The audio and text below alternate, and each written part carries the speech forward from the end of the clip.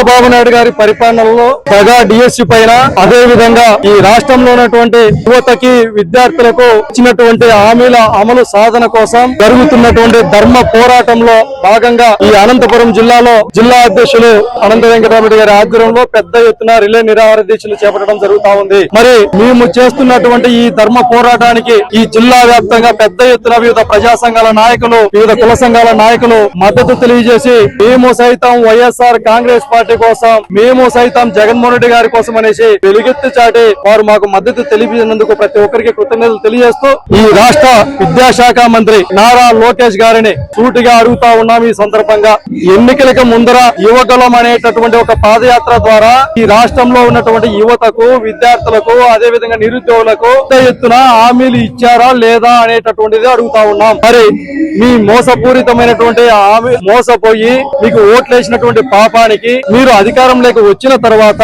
మరి ఈ రాష్ట్రంలో మీరు రెడ్ బుక్ పరిపాలన ద్వారా ఎందుకు పనికిరాని, ఎందుకు ఉపయోగపడని, ఎదుటి వారిని అన్యాయంగా, అక్రమంగా, దౌర్జన్యంగా ఇబ్బందులు పెట్టేందుకు ఉపయోగపడేటటువంటి రెడ్ బుక్ అమలు కోసం మీరు పెడుతున్నటువంటి శ్రద్ధలో, మీరు చేస్తున్నటువంటి ఆలోచనలో కేవలం 1% అంటే 1% ఈ రాష్ట్రంలో ఉన్నటువంటి యువత కోసం, విద్యార్థుల కోసం మరి మీరు నిర్వహించినటువంటి డిఎస్సిలో అక్రమాలు జరగకుండా ఉండటం కోసం ఆలోచించి ఉంటే ఇవాళ ఈ రాష్ట్రంలో యువత, విద్యార్థులు రోడ్ల మీదకు వచ్చేటటువంటి వాళ్ళేనా అనేది ఈ సందర్భంగా అడుగుతా ఉన్నాం. మీరు డిఎస్సి నిర్వహణలో నిజాయితీగా, తప్పు లేకుండా, పారదర్శకంగా నిర్వహించి ఉంటే ఇవాళ మా పార్టీకి సంబంధించినటువంటి నాయకులు మీ దాడులకు గురయ్యేవారా, మీ కోడిగుడ్ల దాడికి గురయ్యేవారా అనేసి ఈ సందర్భంగా అడుగుతా ఉన్నాం. రాష్ట్ర వ్యాప్తంగా జగన్మోహన్ రెడ్డి గారి నాయకత్వంలో యువత పక్షాన, విద్యార్థుల పక్షాన, డిఎస్సి అభ్యర్థుల పక్షాన ఓ పక్కన వైఎస్ఆర్ కాంగ్రెస్ పార్టీ పోరాటం చేస్తా ఉంటే చూసి ఓర్చుకోలేక, సమాధానం చెప్పలేక, చేతగాక మీరు మా పార్టీ నాయకులు ఏదైతే మల్లాది విష్ణు గారు గతం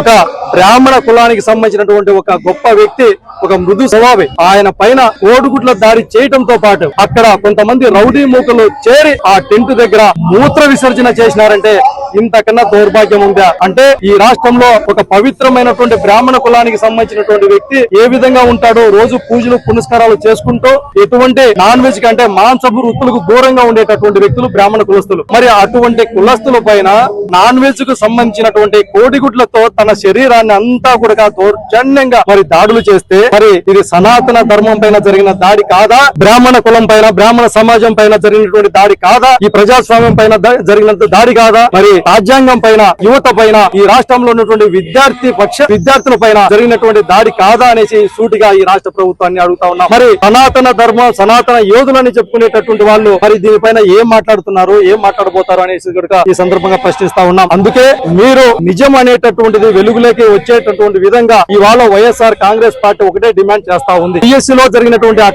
అక్రమాల పైన నిజం అనేటటువంటిది వెలుగులోకి రావాలా, నష్టపోతున్నటువంటి లక్షలాది మంది నిరుద్యోగులకు న్యాయం జరగాల, ఈ రాష్ట్రంలో ఉన్నటువంటి యువతకు అదే విధంగా మీరు ఏదైతే హామీలు ఇచ్చారో ఈ రాష్ట్ర వ్యాప్తంగా ఉన్నటువంటి ప్రతి ఒక్క నిరుద్యోగ కూడా నెలకి 3,000 రూపాయలు నిరుద్యోగ వృత్తి ఇస్తామన్నారు, ఇంతవరకు లేదు. అదే విధంగా ఫీజు రియంబర్స్మెంట్ బకాయిలు విడుదల చేయకపోతే ఇవాళ కాలేజీ యాజమాన్యాల ఒత్తిడి తట్టుకోలేక ఇవాళ రాష్ట్రంలో ఉన్నటువంటి విద్యార్థులు ఆత్మహత్యలకు పాల్పడేటటువంటి పరిస్థితి వస్తా ఉంది. మరి ప్రతి సంవత్సరం కూడా జాబ్ క్యాలెండర్ ను విడుదల చేసి ఈ రాష్ట్రంలో జాబ్ క్యాలెండర్ లేకపోతే కాలర్ పట్టుకోమని చెప్పి నారా లోకేష్ గారు ఎన్నికల ముందు అడిగారా లేదా? మరి ఈ సందర్భంగా ఈ రాష్ట్రంలో ఉన్నటువంటి యువత, విద్యార్థులు రోడ్ల మీదకి ఒకే మిమ్మల్ని ప్రశ్నిస్తా ఉంది, మిమ్మల్ని అడుగుతా ఉంది, మేము పైన తిరుగుబాటు చేస్తా ఉంది. మరి కాలర్ పట్టుకోండి అని అడిగినటువంటి మీరు ఇవాళ ఏం సమాధానం చెబుతారు ఈ రాష్ట్ర యువతకి, ఈ విద్యార్థులకు అనేటటువంటి అడుగుతున్నాం. ఇప్పటికే మహిళలను మోసం చేశారు, రైతన్నలను మోసం చేశారు, ఉద్యోగస్తులను మోసం చేశారు. మరి ఇవాళ ఏకంగా ఈ దేశ భవిష్యత్తుకు పునాదిలాగా ఉన్నటువంటి యువతకి మరి విద్యార్థులని రెచ్చగొట్టేటటువంటి విధంగా వారిని అణిచివేసేటటువంటి ధోరణిలో మీరు పోతా ఉన్నారు. తస్మాత్ జాగ్రత్త. ఒక్కసారి యువత, విద్యార్థులు కన్నెర చేస్తే మీ పునాదులు కదులుతాయి. ఈ రాష్ట్రంలో జగన్మోహన్ రెడ్డి గారి నాయకత్వంలో అన్యాయానికి, అక్రమాలకి గురైనటువంటి ప్రతి ఒక్కరి పక్షాన జగన్మోహన్ రెడ్డి గారి నాయకత్వంలో వైఎస్ఆర్ కాంగ్రెస్ పార్టీ పోరాటం చేస్తుంది. న్యాయం జరిగేంత వరకు కూడా, ఈ డిఎస్సి అక్రమాలను నిగ్గు తేల్చేంత వరకు కూడా మా పోరాటం ఆగదు అనేసినటువంటి ఈ సందర్భంగా తెలియజేస్తా ఉన్నాం. మరిన్ని అప్డేట్స్ కోసం ఛానల్ ను సబ్స్క్రైబ్ చేయండి. నోటిఫికేషన్స్ కోసం బెల్ ఐకాన్ పై క్లిక్ చేయండి.